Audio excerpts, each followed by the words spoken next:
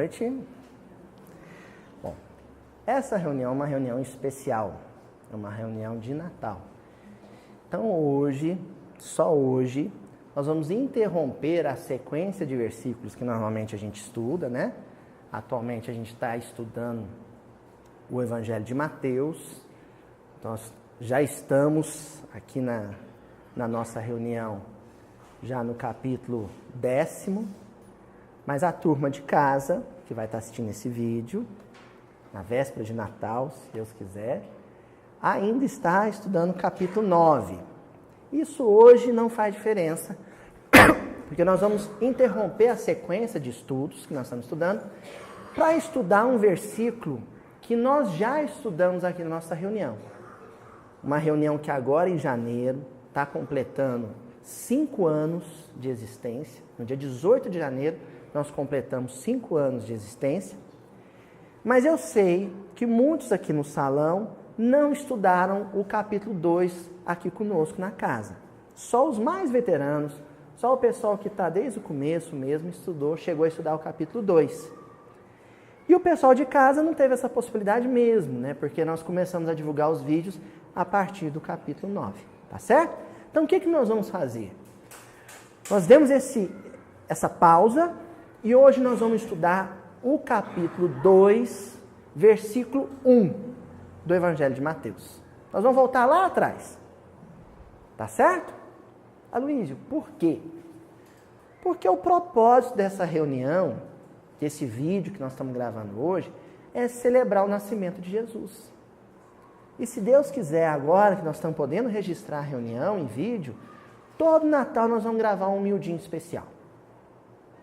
E eu garanto para vocês que nós não vamos repetir tema nenhum. Porque o nascimento de Jesus é carregado de simbologia espiritual.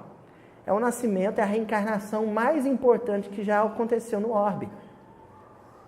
Toda reencarnação é importante, mas a de Jesus é mais importante que todas, né? A gente usa o termo reencarnação, mas no caso de Jesus, a gente usa encarnação, né? Porque foi uma existência material só. E não precisaria de outra. Uma só bastou para modificar a face espiritual do planeta Terra. Tá certo?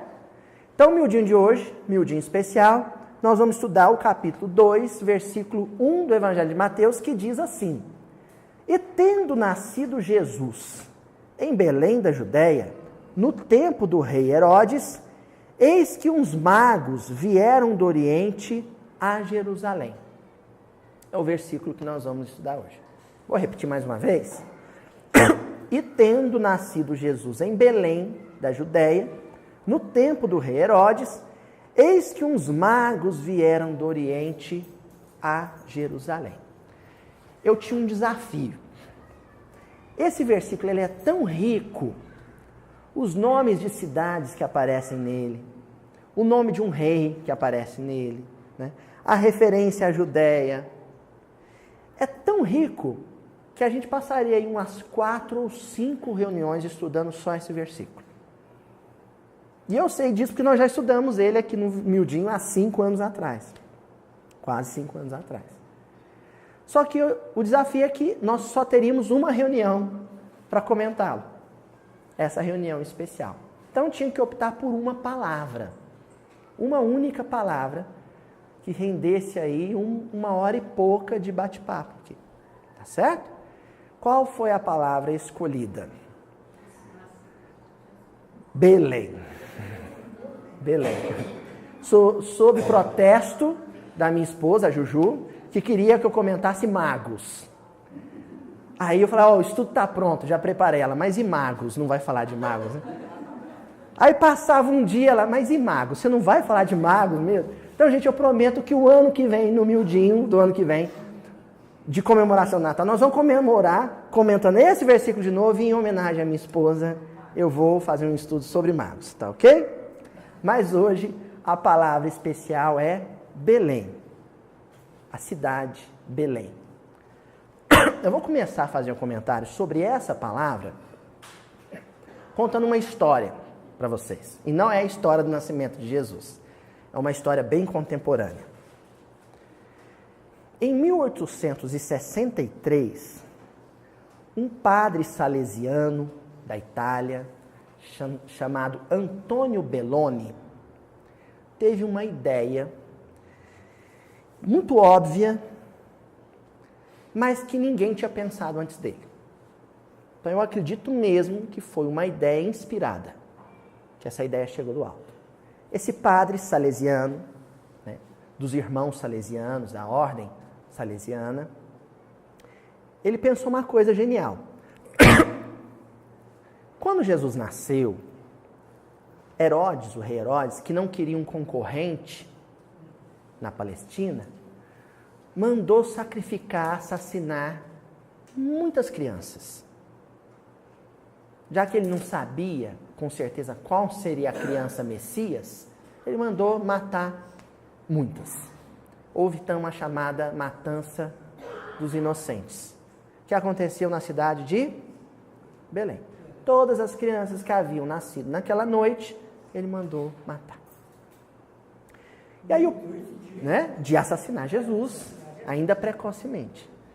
O padre Antônio Belloni então pensou, poxa vida, nenhuma infância foi tão martirizada, e aí nós estamos usando o termo, fazendo referência ao conceito de mártir mesmo, aquele que morre em nome de uma causa. Nenhuma outra infância foi tão martirizada quanto a infância de Belém, naquela noite. O que será que aconteceu com as crianças de Belém que nasceram lá depois da criança ilustre? Elas também sofreram? Como estão essas crianças? Então ele pensou isso. Em 1863 ele fez essa reflexão. Eu vou lá em Belém dar uma olhada de como estão as crianças de Belém. Porque, gente, nascer em Belém é uma honra, né? Nascer em Belém é uma honra. Como estão as crianças que nascem em Belém? Que são conterrâneas de Jesus nesse sentido. De também terem nascido em Belém. E ele descobriu uma coisa. Que Belém era uma cidade com muitos órfãos. Na matança dos inocentes, muitos pais ficaram sem seus filhos. Mas contemporaneamente, muitas crianças estavam sem os seus pais. As lutas, os conflitos, os atritos, que aqui eu não preciso nem descrever, que caracterizam a região e que já se encontravam na Palestina do século XIX, porque a Palestina sofre com esse tipo de atrito desde a Idade Média, desde a Guerra de Reconquista da Terra Santa, né? Desde as Cruzadas. Então tinham muitas crianças que haviam perdido os seus pais, que eram órfãos. Então o padre Antônio Belloni toma uma decisão. Utilizando os recursos da ordem salesiana, ele montaria ali em Belém o primeiro orfanato cristão. E montou esse orfanato. Ele só tinha um impasse. Como é que eu vou alimentar essas crianças? Então ele pensou, eu vou oferecer às minhas crianças o alimento fundamental, o alimento básico na história de toda a humanidade. Qual que é? Pão. Então ele construiu um forno, ele batalhava junto com os outros irmãos salesianos que o acompanharam no empreito, batalhava, conseguia farinha, conseguia todos os ingredientes, tinha o forno, e aí ele amassava pão, a massa do pão, e fazia pão para alimentar suas crianças. O projeto cresceu, outros irmãos salesianos se dirigiram até Belém para engrossar a equipe, para aumentar a equipe. E hoje os irmãos salesianos em Belém, depois de atravessarem muitas intifadas, muitas guerras entre palestinos e israelenses, conseguiram manter uma padaria. Eles têm vários fornos. E eu vou relatar aqui para vocês o que o padre Mário Murro, um italiano também, salesiano, que é o responsável pela obra hoje, tem para contar para a gente sobre o que virou aquele sonho do padre Antônio Belloni, de criar uma padaria para produzir pães para as crianças do orfanato em Belém. Olha só, todos os dias fazemos a massa. Não tanto eu, mas as pessoas que trabalham aqui no forno. Fazem a massa com cerca de 350 quilos de farinha, produzindo cerca de 3.100 pães, de vários formatos. Desses 3.100 pães, cerca de 850 a cada dia damos a instituições como hospitais, lar de idosos ou as famílias necessitadas. Então, todos os dias, e eles acordam de madrugada, fazem esse pão de madrugada, todos os dias os irmãos salesianos em Belém, a cidade onde Jesus nasceu, produzem 3.100 pães. 850 pães eles distribuem para hospitais da cidade, e vocês imaginam um lugar onde tem tanto conflito, o quanto esses hospitais vivem cheios, né? Alimentam hospitais, e aí as pessoas, a padaria, o forno funciona até mais ou menos 10 horas da manhã. A padaria abre às 6. Então, 6 horas da manhã já tem lá pessoas necessitadas, elas são cadastradas, elas têm uma fichinha, e todos os dias elas levam para casa uma sacolinha com pão para café da manhã delas. E aí marca lá, hoje você recebeu a sua sacolinha. Todos os dias. O restante dos pães é para os funcionários, é para as crianças do orfanato, que ainda existe, e para os irmãos salesianos. Então, gente, essa obra do Antônio Belloni, ela é cercada de uma simbologia poética. O trabalho dos padres salesianos em Belém, produzindo pães para alimentar crianças e para distribuir para as pessoas necessitadas na cidade onde Jesus nasceu, isso é cercado de uma poesia espiritual que a gente não sei se hoje nós vamos dar conta de compreender tudo. Alguma coisa nós vamos tentar explorar aqui. Sabe por quê? A gente diz Belém porque a nossa língua vernácula, ela se apropriou disso por uma herança latina. Mas a pronúncia da palavra que denomina a cidade onde Jesus nasceu é outra. A palavra é Beit-Lehem. A cidade se chama Beit-Lehem. Eu estive lá, as placas que sinalizam, né, saindo de Jerusalém para ir até Belém, sinalizam a cidade, hoje em árabe, né, a cidade pertence à Cisjordânia, né, em árabe é Beit-Lahem, né, mas em hebraico Beit-Lehem. Sabe o que quer dizer Beit-Lehem? Beit é casa. Lehem, pão. Casa do pão. Alguém aqui sabia disso? Isso não é cultura inútil, viu, gente? Em tempos de Facebook é cheio de cultura inútil, né? Isso não é cultura inútil. Isso aqui é riquíssimo. A cidade onde Jesus nasceu se chamava Beit-Lehem. Se chama ainda Beit-Lehem. Casa do pão. Nem sempre chamou Beit-Lehem. Antes ela se chamava Éfrata. E ainda assim ela tem uma simbologia grande, porque Éfrata, que é o nome dela mencionado, que se menciona dela no Antigo Testamento, quer dizer a fértil.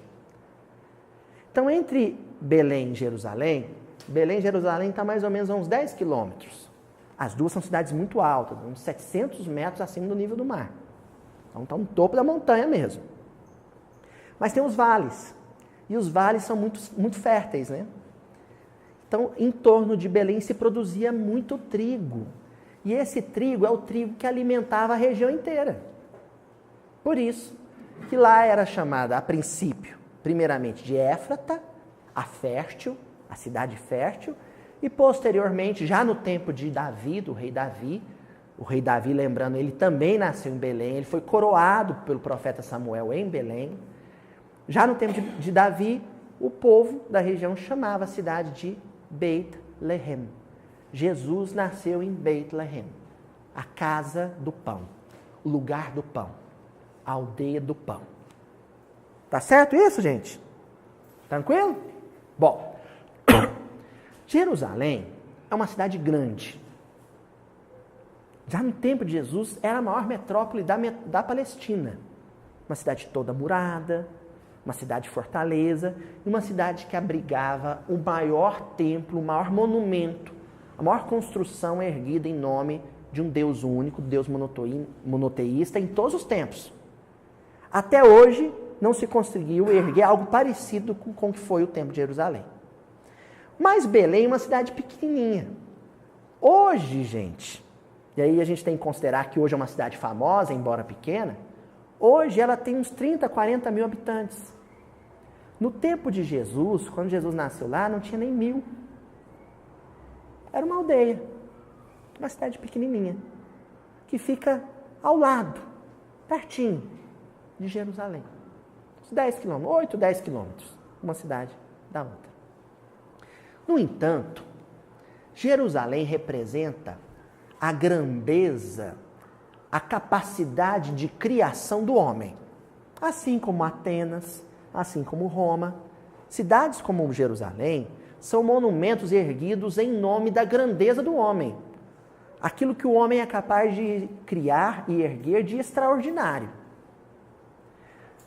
Mas Belém representa a grandeza, a capacidade de criar de Deus. Espera aí, Aloísio. Aí você cria um embaraço. Porque o que o homem cria é grandioso. E o que Deus cria é pequenininho. Belém representa a grandeza de Deus e Jerusalém representa a grandeza do homem?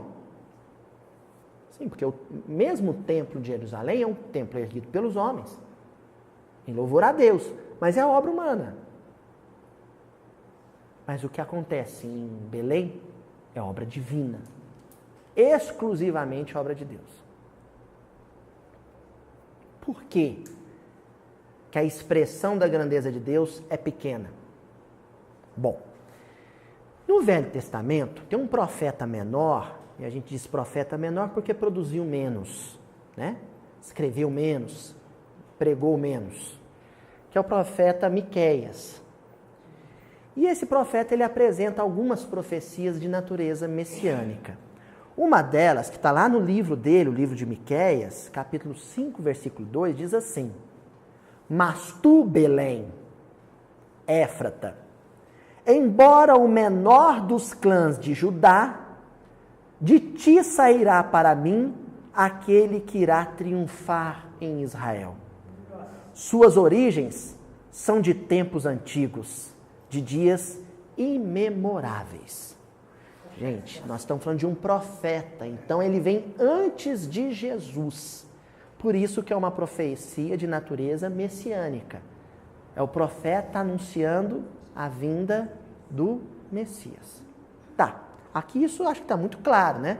Talvez não tenha ficado claro para os contemporâneos do profeta Miqueias, mas para nós já é evidente que ele está fazendo menção a Jesus. Mas o que eu quero chamar a atenção é a referência que ele faz a Belém como a menor aldeia da tribo de Judá. Porque Belém fica na Judéia. O quinhão, a porção de terra que foi destinada à tribo de Judá. A menor aldeia da Judéia. E de lá sai a maior obra de Deus na terra, que é a encarnação de Jesus. Que paradoxo, né? O homem com uma necessidade de fazer coisas tão grandes, e Deus faz a maior obra dele parecer tão pequena. Deus se oculta o tempo inteiro.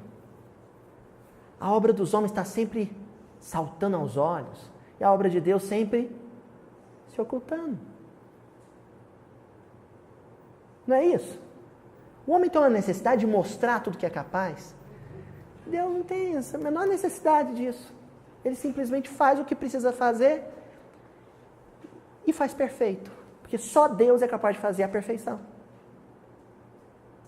Belém representa isso. Nós estamos fazendo aqui uma análise na primeira camada, viu, gente? A mais óbvia, do porquê que Jesus nasceu em Belém. Nós estamos fazendo a primeira análise. Por que que Jesus nasceu em Belém e não em outro lugar, não em Roma, não em Jerusalém? Porque Deus oculta a sua grandeza naquilo que há de mais simples, mais modesto, mais singelo. Por isso. E mais importante. Né? E é o mais importante sempre. Luiz, como é que você tem certeza disso? Porque Paulo, mais tarde, numa carta aos Coríntios, a primeira carta aos Coríntios, vai comentar essa característica da obra de Deus. As coisas mais grandiosas que Deus fez e faz e sempre fará vão ser aquelas que vão se ocultar por detrás da singeleza, da modéstia, da simplicidade. Olha o que Paulo diz lá no capítulo 1, no versículo 27 da carta aos Coríntios. Mas Deus escolheu as coisas loucas deste mundo para confundir as sábias. E Deus escolheu as coisas fracas deste mundo para confundir as fortes. Mas Deus, a intenção dele é confundir. Sabe o que é o confundir aqui, gente? É exigir empenho, dedicação no entendimento. Quando você oculta, quando você vela, põe véu, você passa a exigir do aprendiz, do aluno, do discípulo, que ele se empenhe por revelar ou desvelar aquilo que está velado. O que Deus queria é que o homem descobrisse onde está a verdadeira riqueza. E aí, o rei dos reis, o governador espiritual do orbe, o governador espiritual do planeta, um Cristo, que é o maior patamar de evolução possível. Dentro da condição crística, a evolução prossegue, mas aí já não é assunto para o nosso bico. Mas, em termos de patamares, é o último. Ele põe esse Cristo, governador da Terra, para reencarnar na Terra, num berço de ouro, na grande Roma, na bela Atenas? Não. O governador do orbe reencarna. Olha, a Palestina era a menor e mais pobre província do Império Romano. Dentro da Palestina, tinha a Judéia, tinha as regiões, a Samaria, tinha a Galileia. Ele põe Jesus para nascer na menor aldeia da Judéia. E depois Jesus muda para a mais miserável região da província mais pobre. Porque a Galileia era a região mais pobre da província mais pobre. Ele vai morar lá. Quem só enxerga riqueza no ouro, no título, na honra política, acadêmica, vai procurar Jesus nesses parâmetros e não vai encontrar. O castigo dele é não encontrar. Castigo?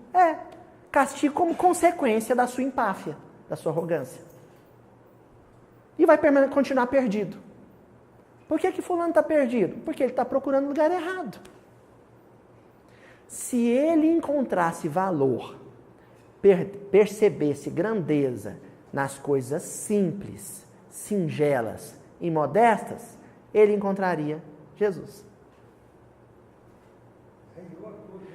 Porque os magos do Oriente peregrinam e o primeiro lugar onde eles vão bater a porta é em Jerusalém.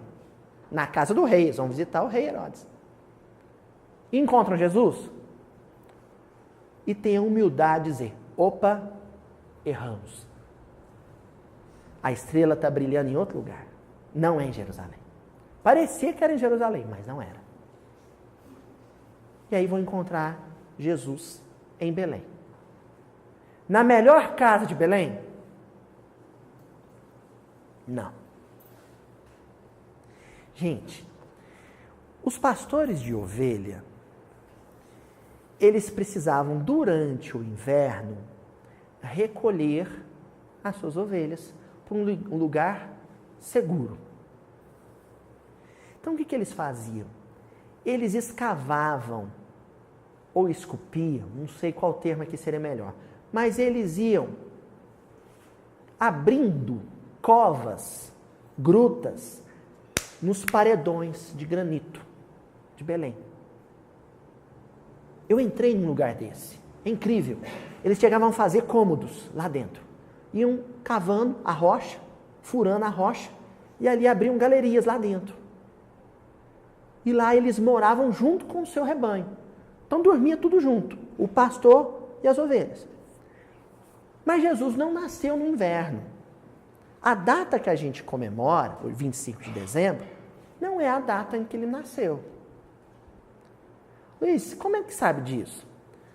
Porque é o relato de que os pastores foram buscados pelos anjos, acampando junto com as suas ovelhas a céu aberto. Isso não se faz no hemisfério norte durante o inverno, gente. Principalmente no deserto, que é uma região desértica. É do lado do deserto da Judéia. Depois das 5 horas da tarde, a temperatura cai a quase zero.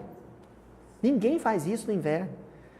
No entanto, Lucas relata os anjos indo buscar os pastores que estavam dormindo junto com as ovelhas. E isso se faz na primavera e no verão, que é possivelmente quando nasceu Jesus. Dessa forma, as grutas que eles abriam na rocha para abrigar as ovelhas no período de inverno, elas estavam, muitas delas, vagas. No entanto, as casas, as moradias da Judéia, todas lotadas. Por quê? Porque o Império Romano estava realizando um censo. E nesse censo, para organizar o censo, cada cabeça de família, cada pai de família, chefe de família, deveria retornar para a sua cidade natal. José era o pai daquela família, era o chefe daquela família. Então ele precisou retornar para a sua cidade natal.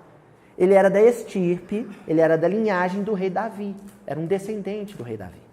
Então quando ele chega lá, as casas todas ocupadas, possivelmente a Belém inteira era parente de José, mas elas estavam ocupadas. E Maria dando à luz. Então eles vão encontrar abrigo numa dessas grutas. Mais uma informação interessante. Os pastores, eles esculpiam na própria pedra o coxo onde os carneiros, as ovelhas, os asnos, os jegues, né, os moares. Não vou dizer que devia ter boizinho, gente, embora os presépios tenham, porque o boi era um negócio de gente muito rica, viu? Mas tinham lá os animais, né? Que iam se alimentar nesses coxos que eram abertos, que eram escavados na própria rocha. José precisava de um primeiro bercinho para a criança.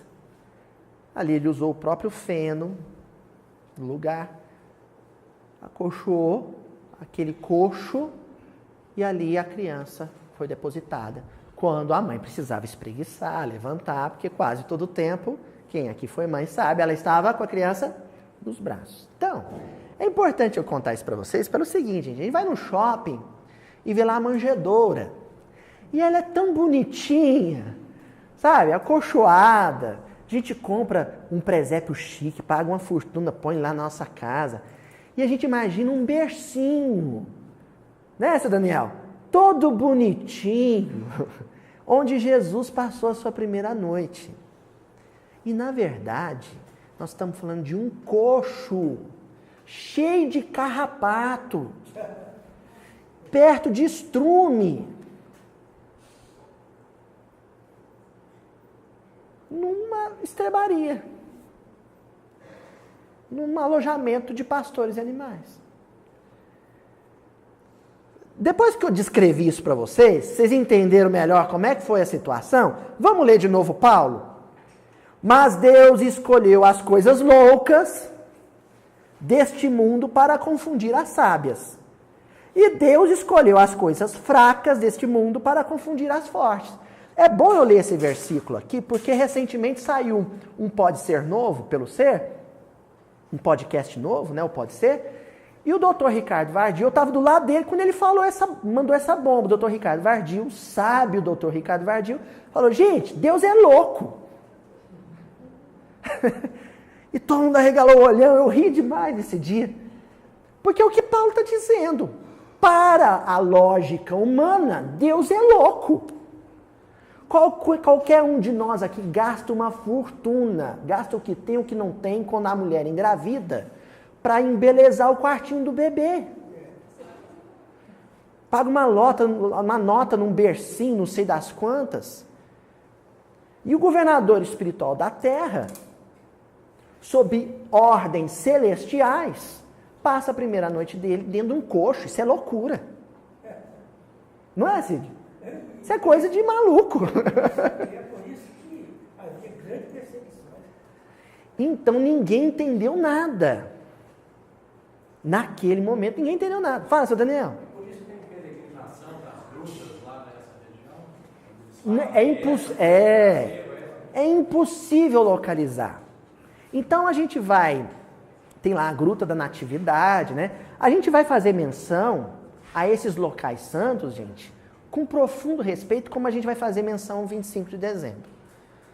Já é lugar comum no movimento espírita a famosa lição escrita por Humberto de Campos, narrando de uma maneira linda um encontro de Jesus com João Evangelista na vida espiritual. Quando ainda na Idade Média, João questiona o Cristo.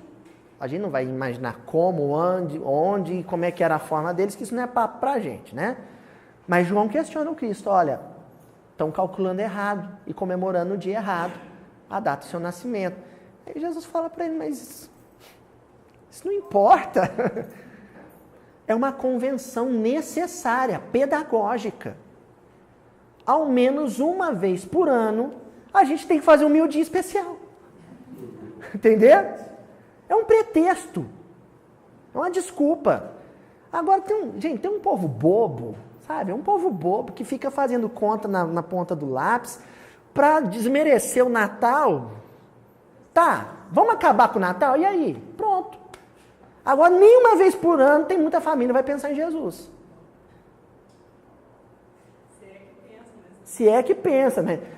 Tem algumas que sim, uma vez por ano faz um Pai Nosso. Tem gente que faz um Pai Nosso no ano, na noite de Natal. Aí você acaba com o Natal e pronto, o sujeito não reza mais. Que coisa sem graça, né? Que coisa sem graça. O menininho tá lá tirando nota boa, porque o papai disse para ele que o Papai Noel vai dar um presente para ele. Aí vem um bobo e fala para ele que o Papai Noel não existe. E o menino para de estudar.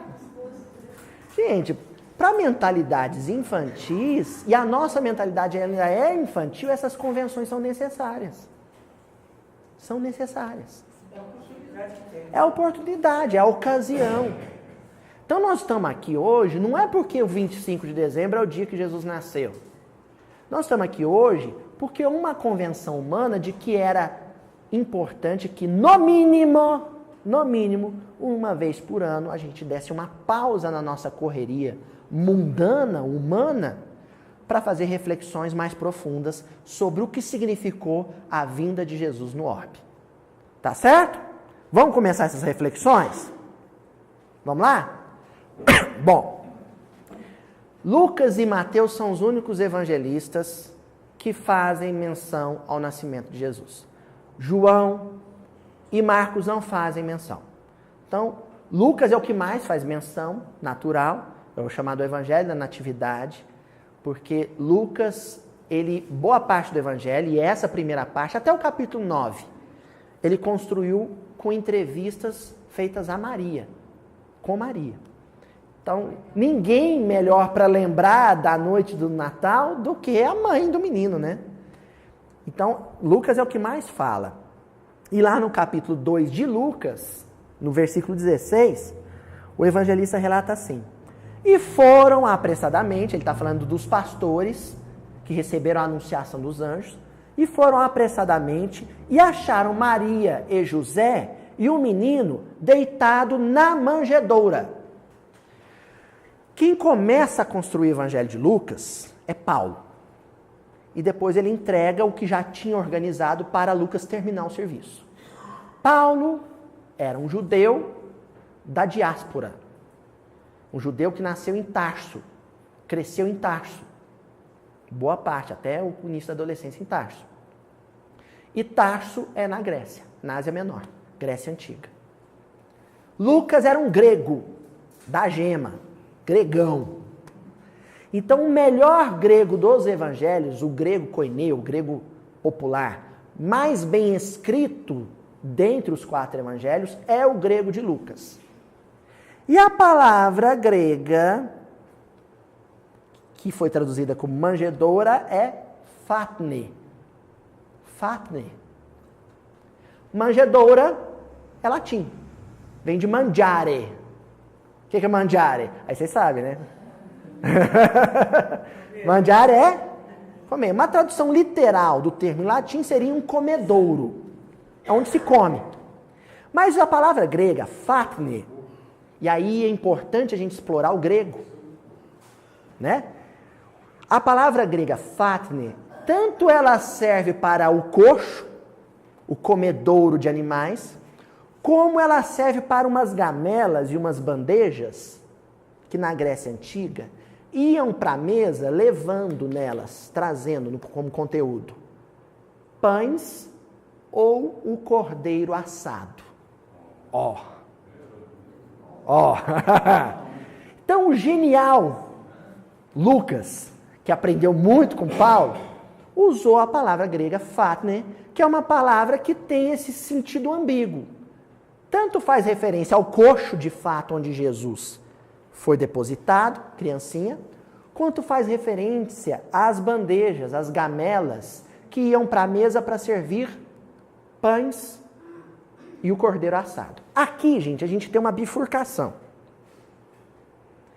Como eu já disse, aqui em Minas a gente fala um trevinho. Aqui nós temos um trevinho. Nós podemos seguir o caminho do cordeiro assado ou o caminho dos pães. Em qualquer um dos caminhos vai dar um miudinho e tanto. Só que nós vamos escolher o caminho dos pães. Porque a temática hoje é Belém, casa do pão. E nós iniciamos hoje contando a história dos salesianos em Belém com seu forno, com a sua padaria. Então, fatne quer dizer lugar onde se serve pão. Na casa do pão, na aldeia do pão, Jesus é colocado numa fatne. O que ele é? Pão.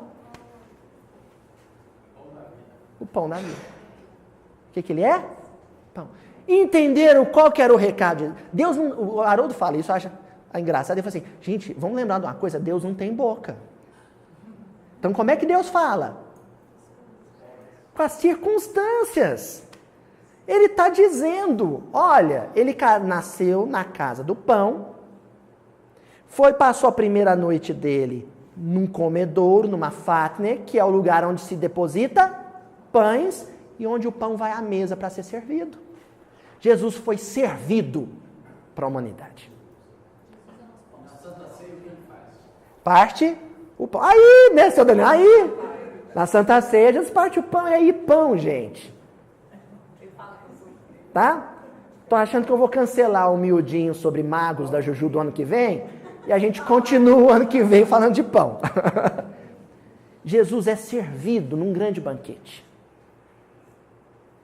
A noite do 24 para o 25, que nós convencionamos ser, aqui no Brasil ser a noite da ceia de Natal, né, o jantar de Natal, em muitos países do hemisfério norte, principalmente os países anglo-saxões, né, eles prezam o almoço de Natal, o almoço de 25, mas enfim, a gente celebra o nascimento de Jesus com uma ceia, com um banquete. Isso é altamente simbólico. Porque o nascimento de Jesus foi um banquete servido por Deus. E no meio da mesa, o prato principal, o pão da vida. Essa é a nossa temática. Vamos lá, então, estudar sobre o pão? sobre a ceia de Natal. Livro Jesus no Lar. Prefácio do livro Jesus no Lar. A minha avó, minha digníssima avó que aqui está, aos seus 83 anos, tem uma tradição. Não sei se ela seguiu esse ano. Mas todos os anos, quando se aproxima do Natal, ela lê o livro Boa Nova. É isso mesmo? Então, novamente, ela está lendo o livro Boa Nova. Há vários anos ela faz isso. Ela está com 83 anos, então vocês imaginam quantas vezes essa mulher já leu o livro Boa Nova. Né? E tem um livro irmão do livro Boa Nova, que tem o mesmo sentido, o mesmo mote literário, que é o livro Jesus no Lar. Então, gente, época de Natal eu recomendo a todos. Eu adquiri esse hábito com a minha avó. Esse ano eu estou em falha, viu? Mas de ler na época do Natal, próximo ao Natal, ou o livro Boa Nova, ou o livro Jesus no Lar. E hoje nós vamos utilizar o livro Jesus no Lar. Ele vai ser importantíssimo para a gente. Um livro de Neio Lúcio, que é o mesmo que Neio Lúcio, lá do livro 50 anos depois, é o mesmo.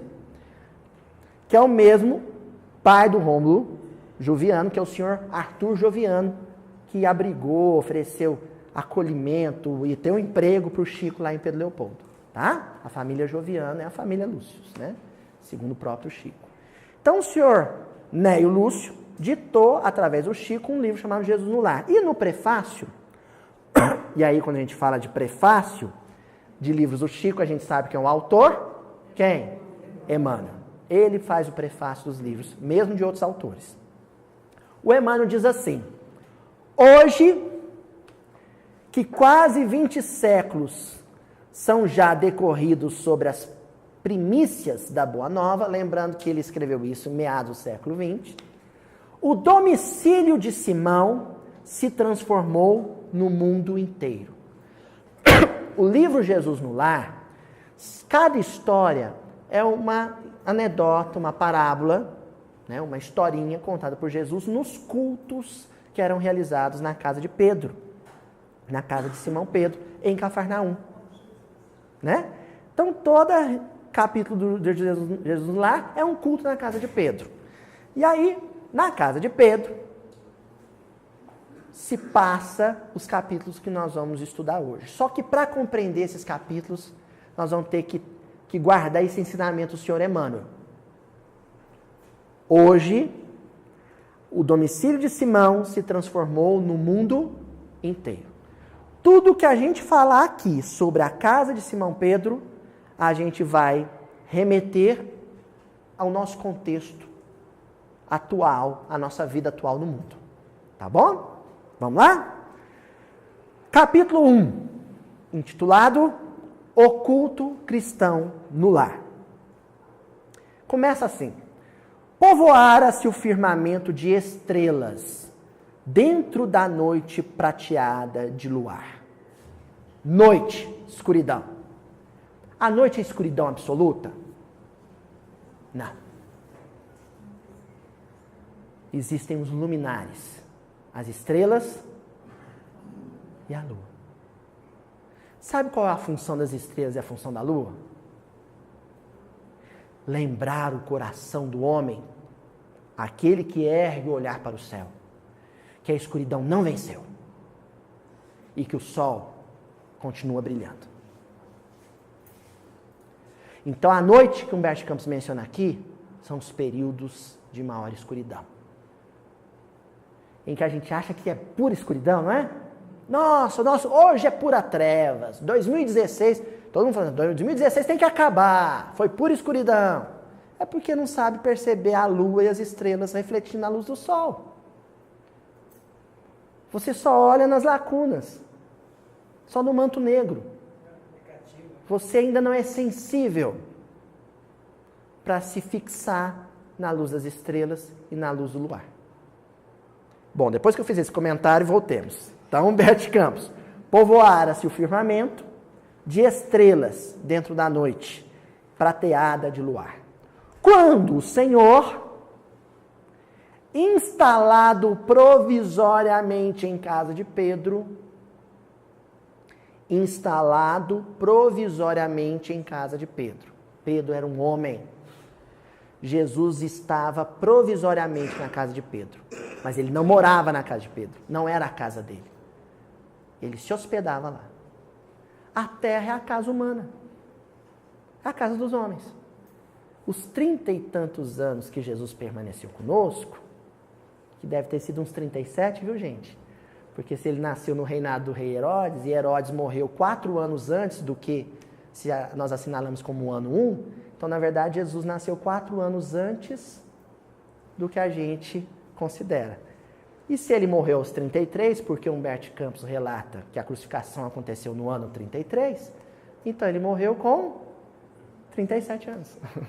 Tá bom? Eu estou com 37 anos. Eu estou sentindo que vai ser o ano do meu calvário. 37 anos é um ano difícil, né? É a verdadeira idade de Cristo, né? Então, gente, Jesus hospedou-se no planeta Terra provisoriamente. Ele passou por aqui. Ele permaneceu conosco 37 anos, como ele permanecia uma noite, 2, 3 ou uma semana na casa de Pedro. São as referências do senhor Humberto Campos. Oi? Aqui já... perdão. Obrigado, viu, Renato? Gente, correção. Neio Lúcio. Perdão. Eu estou fazendo referência ao Humberto Campos, que são literaturas irmãs, né? Vamos corrigir aqui, Neio Lúcio. Tomou os sagrados escritos, pergaminhos, o Velho Testamento. Jesus pegou o Velho Testamento na mão e, como se quisesse imprimir novo rumo à conversação, que se fizera improdutiva e menos edificante, falou com bondade. Olha só, Jesus na casa de Pedro, e sabe o que aconteceu? O pessoal começou a conversar borracha, conversar fiado. O que é conversar fiado? Falar mal dos outros, queixar do governo, reclamar do vizinho, envenenar sobre a vida íntima dos artistas. O papo era esse, sabe, gente? Alto nível. A coisa mais tranquila que eles falaram lá é: nossa, mas tá chovendo, hein? Só reclamava, só criticava, só zombava, não salvava uma frase. Jesus viu aquela conversa fiada. Eu, num dia mais inspirado, se eu não tivesse falando mal junto com todo mundo, eu ia falar assim: mas vocês são boca suja, hein? Mas vocês conversam fiada, hein? Mas como aqui é Nosso Senhor Jesus Cristo, ele silenciosamente pegou as Escrituras e começou a ler uma página edificante. Começou a ler o Velho Testamento. Então, gente, a gente não estuda Velho Testamento na casa espírita, não é porque o Velho Testamento não serve, porque nós não damos conta. Porque na mão de Jesus o Velho Testamento era a luz. Todos os cultos na casa de Pedro não eram feitos com evangelho, não tinha evangelho. Na casa de Pedro eles estudavam qual texto? O Velho Testamento. Né? Estevão estudava o Velho Testamento. Então, Jesus começou a falar com bondade. Agora é o discurso de Jesus. Presta atenção, porque daqui vai sair a nossa ceia, o nosso banquete da noite. O berço doméstico é a primeira escola e o primeiro templo da alma. O berço doméstico é a primeira escola e o primeiro templo da alma. Bom, primeira coisa, quando a gente fala de escola no tempo de Jesus, a gente não pode pensar a nossa escola convencional, escola pública, particular. Essa escola não existia. Mas as crianças não estudavam, os adultos não estudavam. O lugar de estudo, esse lugar de estudo, era a sinagoga, que é uma coisa que se popularizou logo após o exílio. Durante o exílio, depois se difundiu. Então, a sinagoga era chamada também de Beit Midrash, casa de estudo. A escola era a sinagoga. Então, quando um judeu ia para a sinagoga, ele ia estudar as escrituras. Ele ia com respeito, se comportava com respeito, com dignidade, dentro da casa de estudo, da Beit Midrash. E templo só existia um, porque a sinagoga não era templo. Nunca foi. Templo só existiu para a comunidade judaica um templo. Qual que era? O templo de Salomão em Jerusalém. Quando entrava no templo, dignidade, respeito, silêncio, reverência. E aí Jesus começa o comentário das escrituras dele dizendo o seguinte, que a primeira escola e o primeiro templo é o berço doméstico. Sabe o que Jesus está dizendo, né? Vocês estão conversando fiado, vocês estão falando asneira, vocês estão falando palavrão, vocês estão falando mal dos outros, num lugar que é sagrado. O respeito que vocês têm na sinagoga, na Beit Midrash, vocês deviam ter dentro de casa também. O respeito que vocês têm dentro do templo, vocês deveriam ter dentro de casa também. A gente não procura, numa reunião espírita, ter um vocabulário digno? Porque está dentro do centro?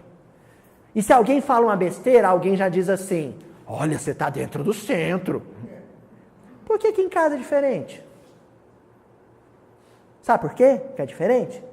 Porque nós ainda não enxergamos os nossos lares como a primeira escola e o primeiro templo.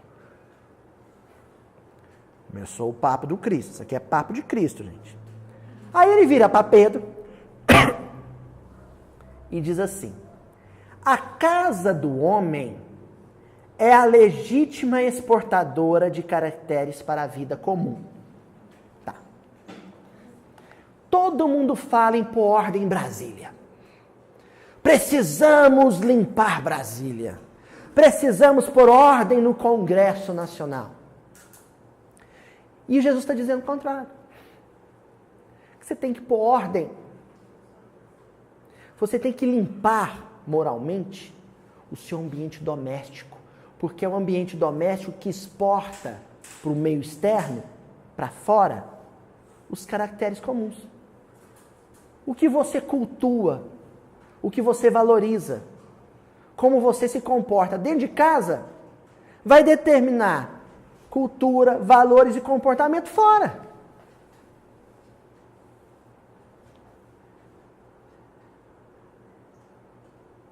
Se cada cidadão brasileiro, cada cidadão suíço, cada cidadão japonês, transformasse o seu lar na primeira escola, no primeiro templo, e vivesse com dignidade o cotidiano doméstico, espontaneamente, o que saísse de dentro de casa seria bom, seria digno, seria honesto.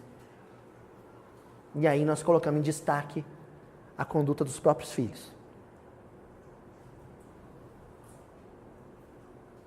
O político corrupto não é fruto da minha má escolha como eleitor. É ilusão acreditar isso. Ele é fruto de um lar que não deu para ele dignidade. Que não deu orientação moral e ética para ele. Porque se ele não fosse político, ele estaria sendo antiético como médico, como engenheiro, como professor.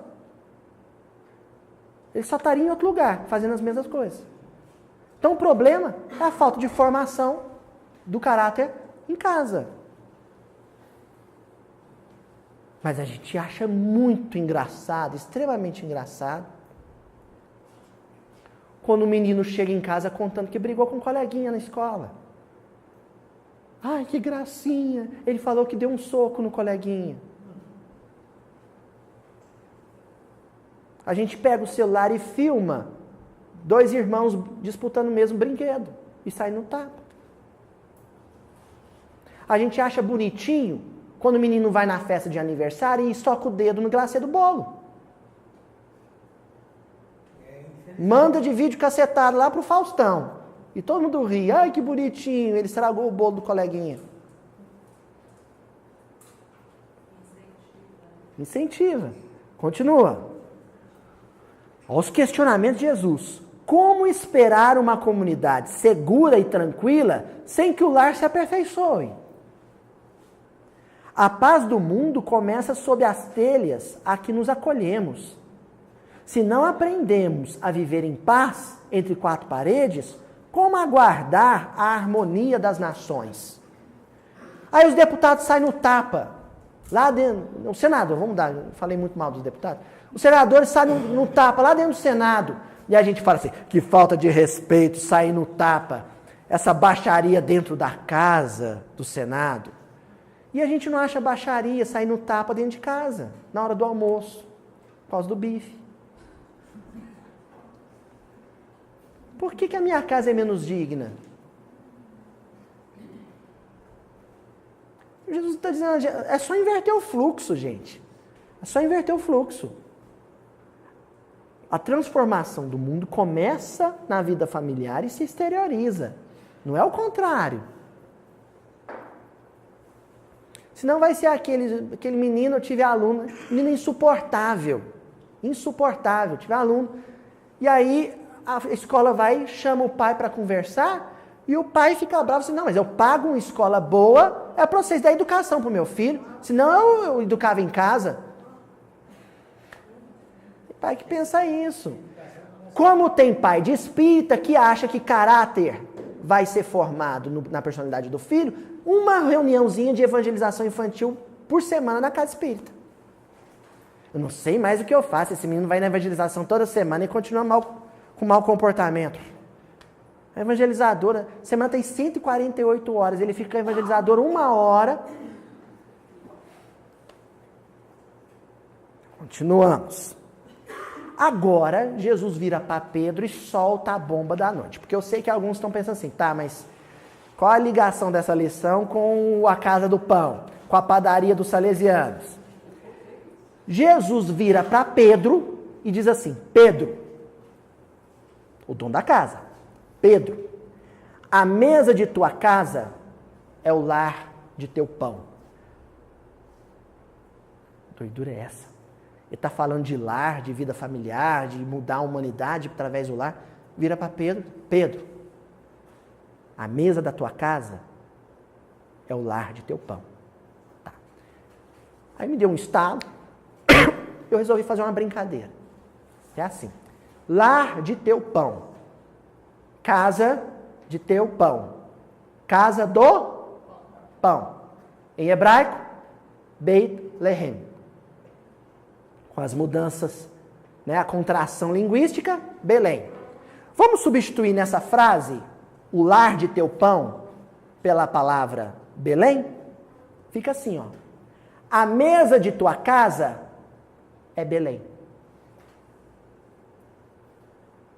Quem nasceu em Belém? Jesus. A mesa de tua casa é onde deve nascer Jesus.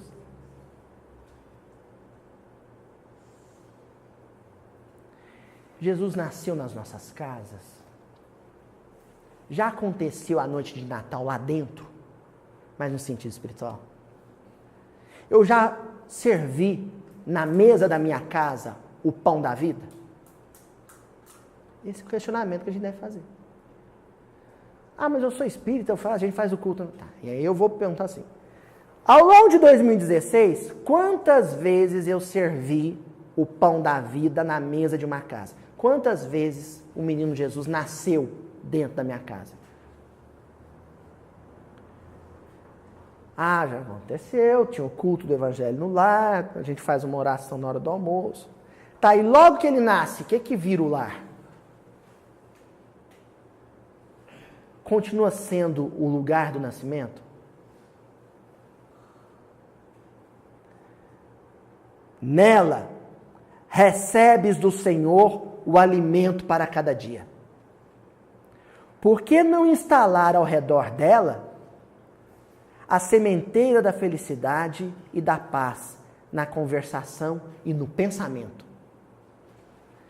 A casa dos pescadores lá em Cafarnaum, gente, ela é arredondada, ela era circular. E elas tinham o terraço. Quase todo o tempo eles passavam, eles dormiam no terraço. Dentro de casa ficava o lugar da refeição, né? O lugar onde preparo dos alimentos. E em cima o terraço. Eles tomavam as refeições quase sempre no terraço, porque quase não chove, né?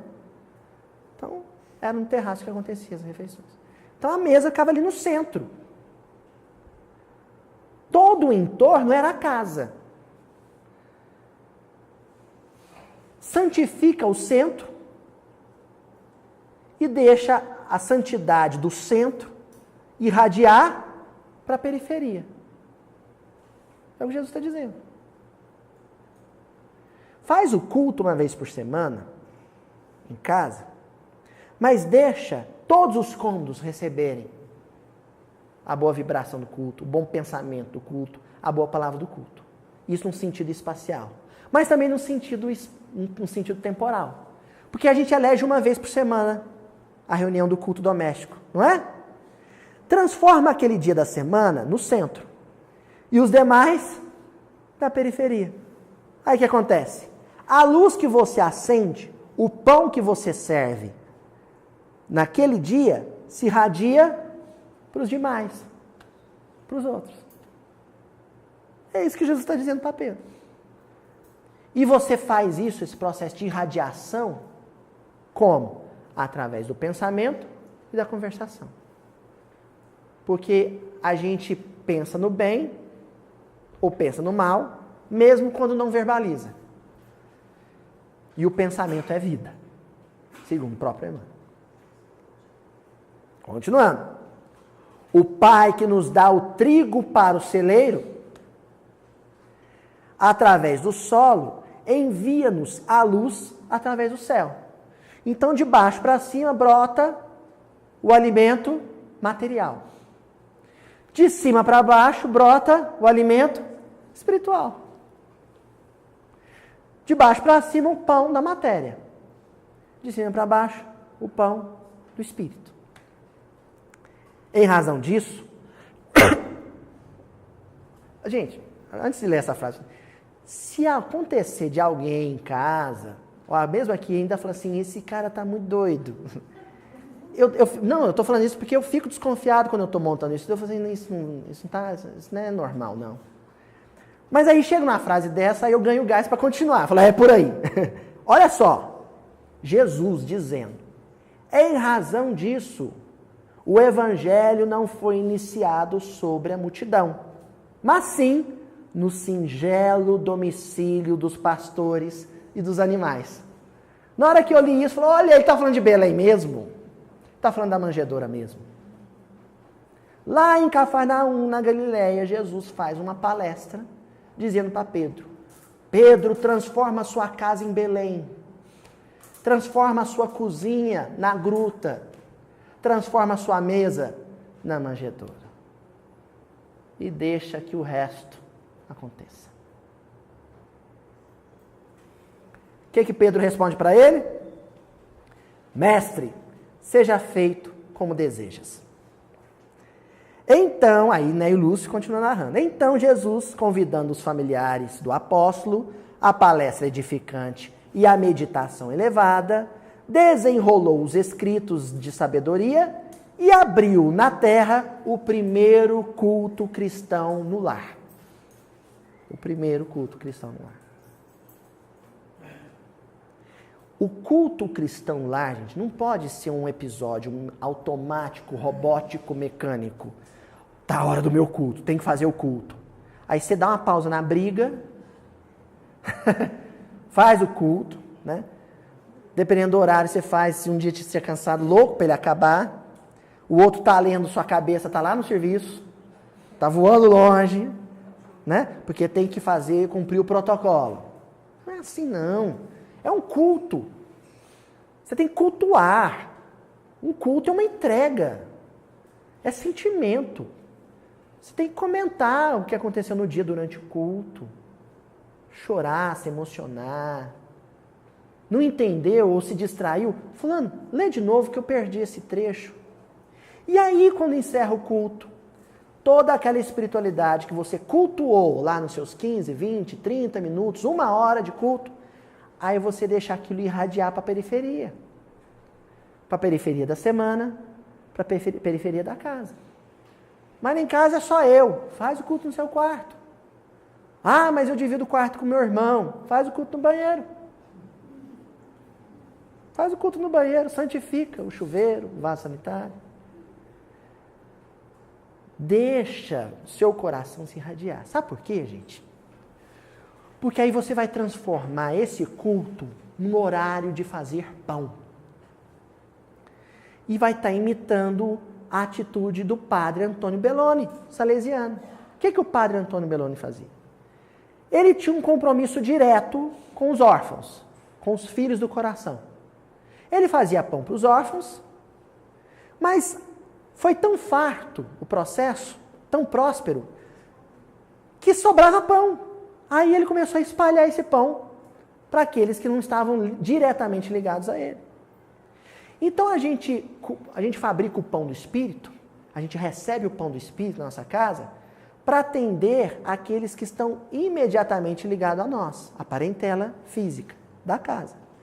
Mas se essa produção for abundante, for próspera, aquilo transborda a casa e vai atender outros. E a nossa casa, o nosso coração, vira a padaria dos salesianos em Belém, matando a fome dos nossos filhos, do nosso marido, nossa esposa, mas também do nosso vizinho, do quarteirão, da cidade inteira. Bom, só tem um problema. Ninguém faz um banquete, uma ceia, com um único prato. Sempre você tem o prato principal. Lá na noite de Natal é o peru, né? É o tender, né? O pernil, aquele prato principal. Somos carnívoros, a maioria, né? Então, é assim. Mas tem os adjacentes. Tem os outros pratos que vão para a mesa também. Jesus, no grande banquete espiritual, oferecido por Deus, nosso Pai, Ele é o prato principal. Mas nós devemos ir à mesa também. Certo? Guardem isso. Porque agora nós vamos para o capítulo 2 do Jesus no Lar, a escola das almas. Jesus fez o primeiro culto na casa de Pedro, abriu as escrituras, leu as escrituras, começou a falar e a família de Pedro começou a participar. De repente, a sogra de Pedro... E vamos lembrar aqui que Pedro era um sujeito custoso, temperamental e difícil. A sogra de Pedro levanta a mão e pergunta para Jesus assim: Senhor, afinal de contas, que vem a ser a nossa vida no lar? Iniciamos na terra entre flores para encontrarmos depois pesada colheita de espinho. Eu acho que ela deu uma olhadinha para Pedro. No começo, mestre, entre parênteses, quando ele casou com a minha filha, no começo é a promessa de paz e compreensão. Entretanto, logo após, surgem pedras e dissabores. Pedras e dissabores. Como é que Jesus chamava Simão? Quefas, Pedro, pedra. Se isso não for indireta, gente, eu não sei mais nada. Jesus está dizendo que a gente tem que cultuar, anular o evangelho e depois exportar o brilho dele para fora. Mas como é que a gente cultua o evangelho? Em casa, se em casa é tão difícil. A vida em família é tão difícil. Se a gente consegue, na noite de Natal, quebrar o pau, né, o barraco vem abaixo. Como se a vida familiar é tão difícil? Então Jesus diz assim para ela. Ela é dona de casa, né? Pretenderias, porventura, servir pão cru à mesa? Olha, qual é o exemplo? Pão. Então ele fala para ela, deixa eu te falar, quando você vai servir o banquete na sua casa, você leva pão cru para a mesa? Massa crua para a mesa? E ela responde, de modo algum. Tornou a velha humilde. Antes de entregá-lo ao consumo caseiro, compete-me guardá-lo ao calor do forno. Sem essa medida, reticências. Então, se o lar é onde você vai fabricar o pão que vai ser servido para a humanidade, tem que ir para o forno. Jesus já desceu na terra um pão fresquinho, prontinho, sabe? Delivery, né? Encomendando, vem pronto. Mas o restante dos pratos da mesa, dos outros pães, que são os nossos corações, tem que ser assado. A gente ainda está cruzinho por dentro, sabe? Olha o que Jesus vai comentar. há também um banquete festivo na vida celestial, onde nossos sentimentos devem servir à glória do Pai. O lar, na maioria das vezes, é o cadinho santo ou o forno preparador. O que nos parece aflição ou sofrimento dentro dele é recurso espiritual. O coração acordado para a vontade do Senhor retira as mais luminosas bênçãos de suas lutas renovadoras, porque somente aí, somente no lar, de encontro uns com os outros, examinando aspirações e tendências que não são nossas, observando os defeitos alheios e suportando-os, aprendemos a desfazer as próprias imperfeições. O lar é um curso ligeiro para a fraternidade que desfrutaremos na vida eterna.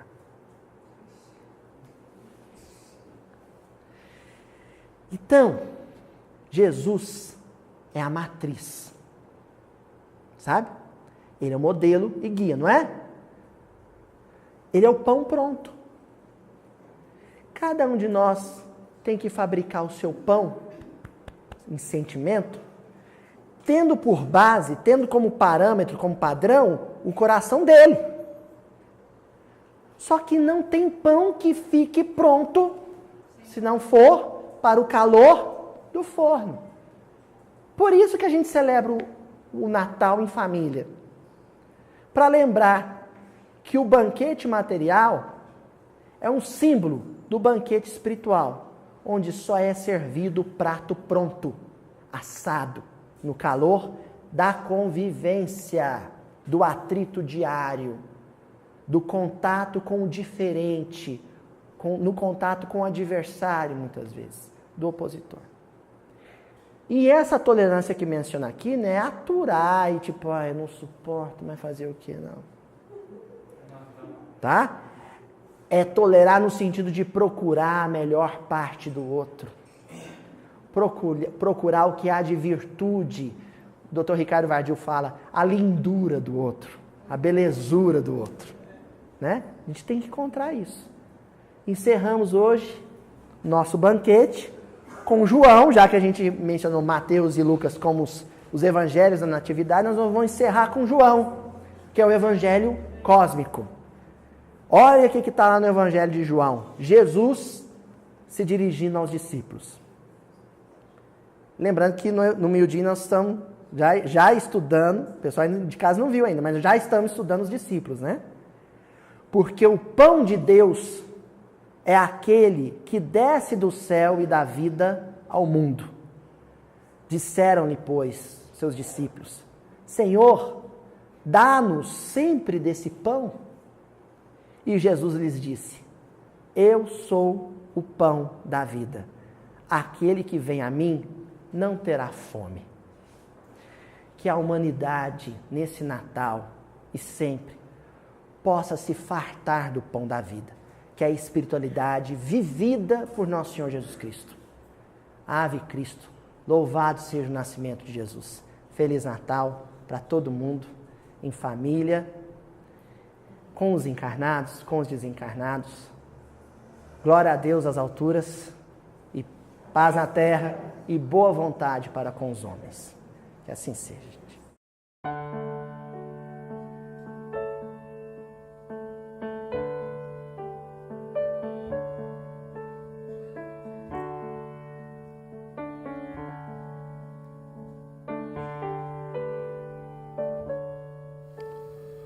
Noite igual não haverá nesse mundo, e o céu não brilhará outra vez igual. Dia de festa, sideral, anjos cantando,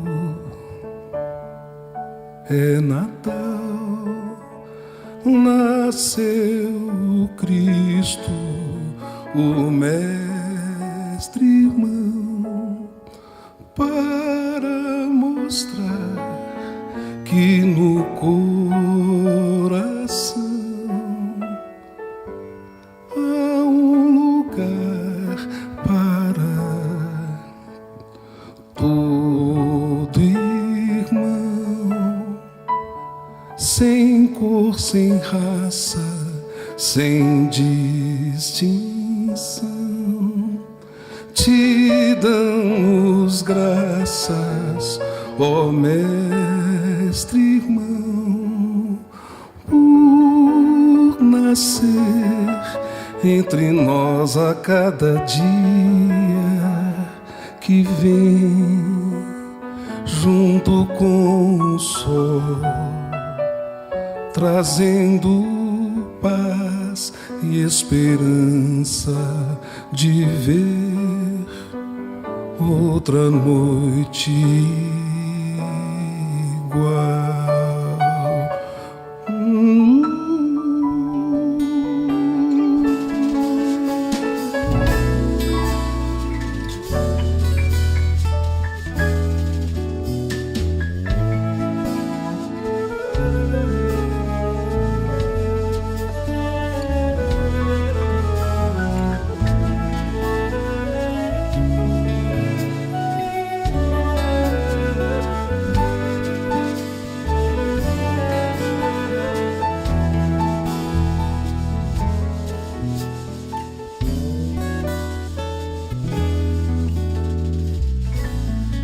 Holy night, never will man see the sky so bright.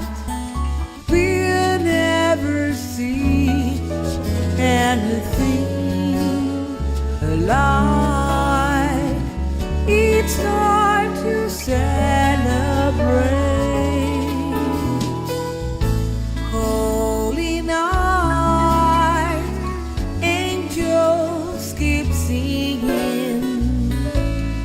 Christmas night, we now have Jesus, and He has come. He'll show the way to His holy heart. He is bringing new life to everyone, no matter who they are. He's the one. We thank you, Jesus, oh chosen one. From now on, you'll be born at every sunrise that comes each and every day to bring us peace and the hope we can see one more Christmas.